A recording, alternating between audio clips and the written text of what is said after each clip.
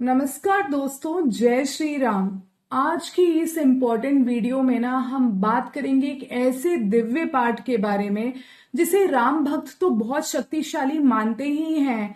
और आप भी जब इसे जान जाओगे ना तो इसकी इम्पोर्टेंस समझ जाओगे। मैं बात कर रही हूँ विभीषण शरणागति पाठ के बारे में। कहा जाता है कि जब जीवन में हर रास्ता बंद हो जाए, दिखाई ना दे रास्ता, तब हमें अपने मन से भय को हटाना होता है।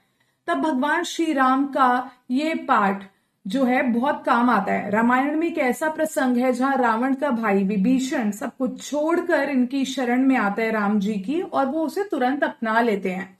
लेकिन दोस्तों, अगर गहराई से देखा जाए तो ये केवल एक धार्मिक कथा नहीं है। ये एक मैनिफेस्टेशन, वाइब्रेशन, एनर्जी शिफ्ट और डिवाइन प्रोटेक्शन का बहुत ही बड़ा अध्यात्म राज छुपाए हुए एक पाठ है। आज हम विस्तार से जानेंगे कि विभीषण शरणागति है क्या। ये रामचरितमानस में लिखा गया है।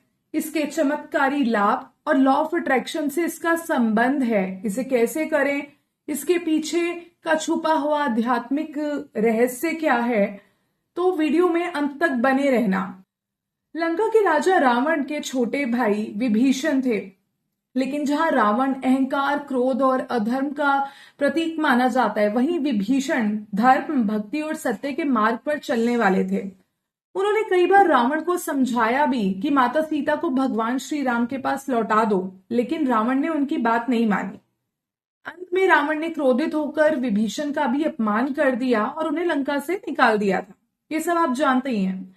अब सोचिए, एक व्यक्ति जिसने अपना परिवार छोड़ दिया, अपना राज्य छोड़ दिया, और जिसे ये भी नहीं पता कि आगे क्या होगा। ऐसी स्थिति में विभीषण सीधे भगवान श्री राम की शरण में जाते हैं।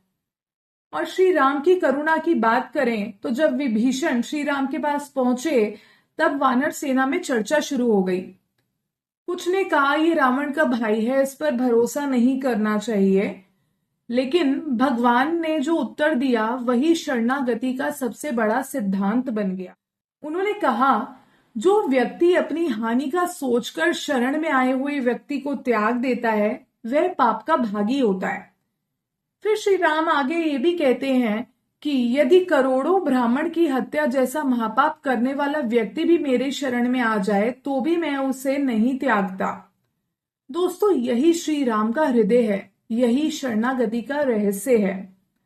अब बात करते हैं विभीषण शरणागति और लॉ ऑफ अट्रैक्शन के रिलेशन के बारे में। हम इसे कैसे यूज कर सकते हैं।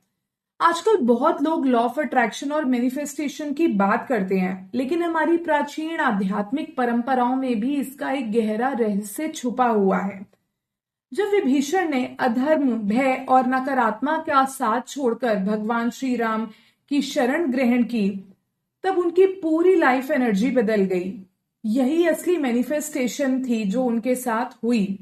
क्योंकि मैनिफेस्टेशन केवल मुझे ये चाहिए बोलना नहीं होता, बल्कि अपनी वाइब्रेशंस को, थॉट को और एनर्जी को, हमारी जो अंदर एनर्जी है, इनर एनर्जी है, उसको बदलना भी है। जब व्यक्ति लगातार डर में रहता है, गुस्से में रहता है, या शिकायत करता रहता है, कृप करता रहता है, नेगेटिव लोगों से घिरा रहता है, तो वह वैसी ही परिस्थितियों को अट्रैक्ट करने लगता है। लेकिन जब वही व्यक्ति अपनी फेथ में रहने लगता है, फेथ को अपना लेता है, सरेंडर करना सीखता है, पॉजिटिव स्पिरिचुअल एनर्जी में आ जाता है, डिवाइन गाइडेंस पर भरोसा रखने लगता है ना, तो वहीं उसकी लाइफ की जो है एक नया रुख मिल जाता है। उसकी पूरी वाइब्रेशन बदलने लगती है। विभीषण की लाइफ में भी यही हुआ था। जब वो राम जी की शरण में आए तो उन्होंने रावण की नेगेटिविटी छोड़ दी और श्री राम की डिवाइन एनर्जी को चुन लिया, उसे अपना लिया।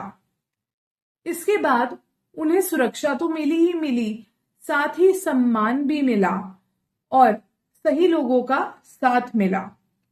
अंत में पूरी लंका का राज्य भी उन्हें मिला। तो यही डिवाइन मैनिफेस्टेशन है, यही डिवाइन मैनिफेस्टेशन कहलाती भी है।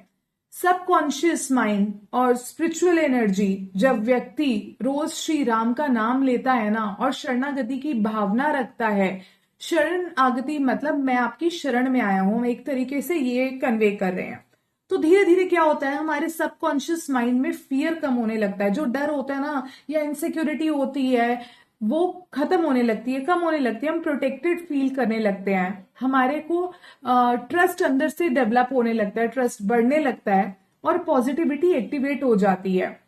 यही एनर्जी फिर रिलेशनशिप, अपॉर्चुनिटीज और लाइफ सिचुएशन में रिफ्लेक्ट होने लगती है। इसलिए कई लोग विभीषण के शरणागति वाले पार्ट को प्रोटेक्शन, मैनिफेस्टेशन या emotional healing, negative energy removal, या फिर आप ऐसा भी समझ सकते हैं जैसे कॉन्फिडेंस बिल्डिंग और डिवाइन ब्लेसिंग के लिए भी यूज करते हैं, इसको डेली करते हैं। लेकिन याद रखो, सच्चा मैनिफेस्टेशन केवल इच्छा मांगना नहीं है, सिर्फ मांगना नहीं होता है कि हमें ये मिल जाए, हमें ऐसा मिल जाए, पैसे मिल जाए, हमारे साथ सब अच्छा अच्छा ऐसा ऐसा होता रहे। सच्चा मैनिफेस्टेशन का मतलब है अपने मन, कर्म और ऊर्जा को पॉजिटिविटी के साथ अलाइन करो, और यही संदेश रामायण में भी दिया गया है। विभीषण शरणागति पाठ जो है, ये प्रसंग मुख्य रूप से लंका कांड में मिलता है। इसका मूल वर्णन वही मौजूद है। राम भक्त विशेष रूप से लंका कांड के इस पाठ को करते हैं, इस भाग को। विभीषण शरणागति पाठ के लाभ की बात करें तो भय और चिंता कम हो जाती है। जब मन में लगातार डर बना रहता है, भविष्य की चिंता सताती है, तब ये पाठ हमें मानसिक शांति देता है। वहीं शत्रु और विरोधियों से रक्षा भी करने में हमारी मदद करता है। बहुत से लोग मानते हैं कि ये पाठ छिपे हुए जो शत्रु हैं या ईर्ष्या यानी जो जेलसी है या नकारात्मक ऊर्जा है, उससे रक्षा करती है। कोर्ट कचहरी में भी या आपका कहीं विवाद चल रहा हो ना, तो भी ये काम आता है, या पारिवारिक विवादों में भी इसका पाठ करने से बहुत बेनिफिट देखे गए हैं। वहीं मानसिक शांति के लिए ये बहुत अच्छा माना जाता है। अहंकार पीछे छूट जाता है और हमारा भरोसा बनने लगता है। राहु या भ्रम की स्थिति से भी हमें ये पाठ बाहर निकाल लेता है। जो मानसिक अशांति चल रही होती है उससे हम बाहर आ जाते हैं, और आध्यात्मिक उन्नति तो हमारी होती ही है। भक्ति मार्ग में शरणागति को सबसे ऊंची एक स्थान दिया गया है। इस पाठ को कैसे करें, कब करें, अब ये जान लेते हैं। वैसे तो आप किसी भी दिन कर सकते हो, लेकिन मंगलवार, गुरुवार, शनिवार करोगे तो भी अच्छा है। सबसे अच्छा तो यही है कि आप इसे रोज करो, एक हैबिट में ले आओ। एक टाइम आप अपना निश्चित कर लो, स्नान करके साफ वस्त्र पहनो, भगवान श्री राम, सीता माता, हनुमान जी का ध्यान करो, घी का दीपक जलाओ, लंका कांड का विभीषण शरणागति प्रसंग पढ़ो। अच्छा, अब इसको कितने दिन करना है? देखो, सबसे अच्छा है कि आप इसको डेली की प्रैक्टिस में लाओ। लेकिन अगर आप शुरू में कर रहे हो और आपका मन भटक रहा है, तो आप एक छोटा सा दिन, 11 दिन, 21 दिन या 40 दिन का आप अपने मन में सोच लो, संकल्प कर लो, उसके बाद आपको करना है।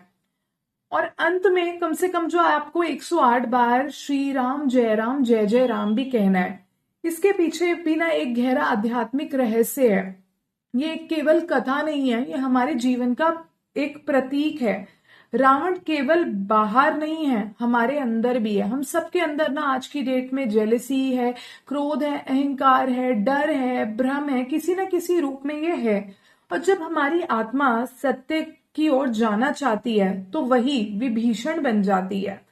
श्री राम हमें सिखाते हैं कि चाहे व्यक्ति कितना भी टूटा हुआ क्यों ना हो, यदि वह सच्चे मन से ईश्वर की शरण में आ जाए तो उसका कल्याण होना निश्चित है।